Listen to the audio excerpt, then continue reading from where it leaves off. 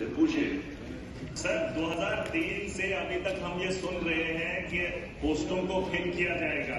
अभी मैम ने कहा 367 पोस्ट वैकेंट है डिस्ट्रिक्ट डोडा के अंदर।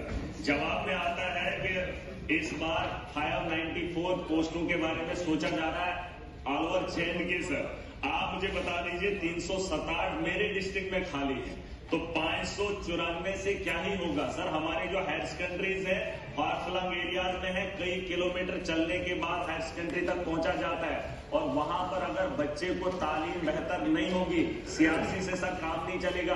हायर कर सकते हैं, हमारे पास वेल क्वालिफाइड एक तबका है। मैं चाहता हूं एमजी नरेगा में ही अगर उन लोगों को वही काम दिया जाए, अगर सरकार के पास पॉलिसी नहीं है उनको वही काम दिया जाए जो उस काम के लिए बना है। MA, MPhil, PhD, double degrees लेकर है सर, उन नौजवानों के बारे में नहीं सोचा जा रहा। और ये मामला आज का नहीं है, इस हाउस के अंदर मैं पहली बार आया हूँ, लेकिन ये तमाशा मैं स्कूल के टाइम से देख रहा हूँ। जो 2003 में हायर सेकेंडरी थी, न तब लेक्चरर था और न अब लेक्चरर है। सर इसको थोड़ा सा सोचना चाहिए, चाहे ये लोग हैं या हम लोग हैं। सर अगर हायर सेकेंडरी में एजुकेशन में स्टाफ नहीं होगा तो हमारी नस्लें बेहतर कैसे मुमकिन है। तो इस पे प्रायोरिटी पे 594 से काम नहीं चलेगा। सर मेरा ही 367 का आंकड़ा है तो बताओ मेरे डिस्ट्रिक्ट में 367 कैसे फिल किया जा सकता है। सर ये कोई जवाब नहीं। और ये मैं बता रहा हूँ 2003 से, मैं जब स्टूडेंट खुद रहा हूँ 2003 से सर मामला देख रहा हूँ। इस पे थोड़ा सा हाउस को सोचना पड़ेगा क्योंकि नौजवानों की नस्लों के बारे में, बेहतरी के बारे में हमें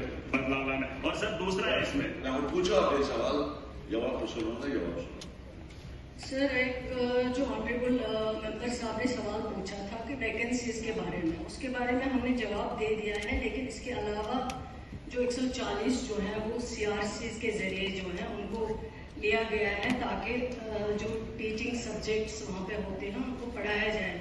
उसके बावजूद जो है डिपार्टमेंटल प्रमोशन के जरिए भी जो है उसमें भी लेक्चरर्स जो है 10+2 की डिफिशिएंसी जो है उसको पूरा किया जा सकता है।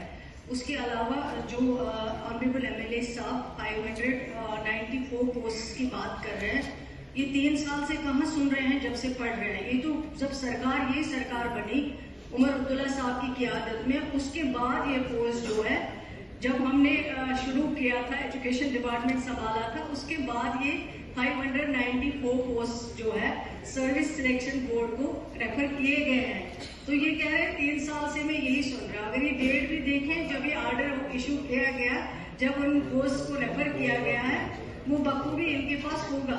कमी तो है, मैं मानती हूँ कि कमी है, लेकिन ये कमी जो है इसको टाइम लगेगा जो है पूरा करने में। हम भी चाहते हैं कि availability of teachers, lecturers, professors, assistant professors जो है वो होनी चाहिए, क्योंकि जब आपके पास डिपार्टमेंट होगा, एजुकेशन जो है इंस्टीट्यूशंस होंगे, लेकिन उनमें टीचर नहीं होगा, उनमें प्रोफेसर नहीं होगा, उनमें असिस्टेंट प्रोफेसर नहीं होगा, फिर उन इदारों का कोई मानी नहीं है, कोई मतलब नहीं है। मैं खुद मानती हूँ इस चीज को। लेकिन अब जो है जो 10 साल में रिक्रूटमेंट नहीं की गई है, जैसे वैकेंसीज आती गई, रिटायर हो गए लोग, एसआरओ केसेस नहीं लग पाए इतने वर्षों में, तो अब ये 3 महीनों में या 4 महीनों में कमी पूरी तो नहीं होगी, इसमें टाइम लगेगा पूरा होने में। और कब पूरी होती है, जितना पॉसिबल होगा, जो डिपार्टमेंट के हाथ में है। अवेलेबिलिटी ऑफ फंड्स को भी देखना है, जो डिपार्टमेंट कर सकता है, जो डिपार्टमेंट के हाथ में है वो करेंगे। लेकिन थोड़ा सा इनको भी पेशेंस रखना पड़ेगा कि रातों रात ये सिस्टम जो है उसको ठीक नहीं कर सकते। दूसरा क्वेश्चन था, मैम ने कहा कि प्रमोट करेंगे, लेक्चरर बनाएंगे। सर वो जो नीचे वाला तबका होगा फिर हाई स्कूल का, तो वहां खाली रह जाएगी तो वो पोस्टें फिल नहीं कर पाएंगे। उसके लिए मैंने दूसरा सवाल इनको पूछा था कि जो कंट्रेक्चुअल बेसिस पे हमारे लेक्चरर्स पिछले 10 साल से 15 साल से छोटे से अमाउंट में काम कर रहे हैं, मैं चाहता हूँ सरकार का ध्यान रहे उसी तर्ज पे जो है अगर और पोस्टें निकाली जाए और टाइम टू टाइम उन्हें जो है 10, 15, 20, 25 हजार में जो एक लेक्चरर हमारा काम कर रहा है, क्योंकि उसके पास कोई काम ही नहीं है, वो अगर हमारे बच्चों को पढ़ा रहा है तो मुझे नहीं लगता कि सरकार के पास इतना बड़ा बोझ पड़ जाएगा कि वो लोगों को जो है वहां पे अपॉइंट नहीं किया जाएगा। सर उसमें क्या है कि वो जो वहां पर जब मतलब सेशन आता है तो सेशन से पहले ही उनको जो है निकाल देते हैं। वो भी सर पढ़ा लिखा तबका है, उनके बारे में सोचना चाहिए। कंटिन्यू रख लीजिए ना, 20-25 हजार में आपको लेक्चरर मिल रहा है सर, इतना सस्ता देश के अंदर क्या दुनिया के अंदर कहीं पे भी नहीं है कॉन्ट्रेक्चुअल लेक्चरर जो हमारा यहाँ जम्मू कश्मीर के अंदर। मैं चाहता हूँ मैडम साहिबा को ये बताना चाहूंगा कि उन लोगों को जो है कंटिन्यू रखा जाए, ताकि 15-15 साल से वो सर्व कर रहे हैं, वो पढ़ा रहे हैं हमारे बच्चों को सर, उनको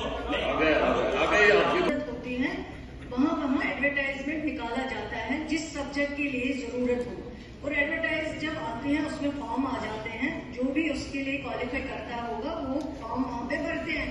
फॉर्म भरने के बाद जो भी वहाँ पे कमेटी होती है, सिलेक्शन कमेटी, उनको जो भी लगता है उस एडवर्टाइजमेंट के दौरान उनको लिया जाता है उसमें। लेकिन अब 15 साल या 8 साल या 1 साल के लिए जो वहाँ डिसाइड करते हैं कि कितनी देर में इनको रखना है, और जब री एडवर्टाइज हो जाता है, जो टाइम दिया जाता है इसमें, जब री एडवर्टाइजमेंट